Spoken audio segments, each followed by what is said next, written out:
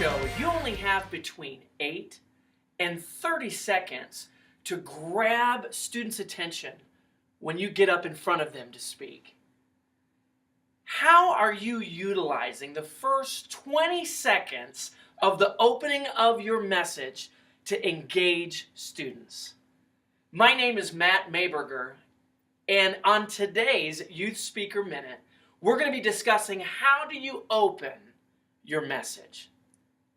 Youth communication expert Josh Shipp, in his youth communication resource, Rock the Stage, talks about the pattern interrupt. Now, a pattern interrupt occurs anytime you get in front of a group of students and you begin your message or your talk in a way that's different from what they're used to, different from the pattern that they've seen before.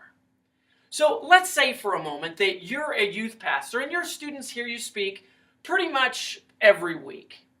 Well, the next time you get up to speak to them, instead of opening your talk with an introduction of who you are or welcoming guests or maybe giving some announcements, instead, from the moment you step in front of the students, jump right into the middle of a very engaging story. So you might start like this. There I was, in the midst of what seemed like a huge trash dump. The scent and the stench of the sewage was burning the back of my nostrils. See, if you begin like that, you'll have students leaning in and listening to what you have to say. You've captured their attention, and you'll get to deliver the rest of your message with them listening. This has been Matt Mayberger for Youth Speakers Coach and your Youth Speaker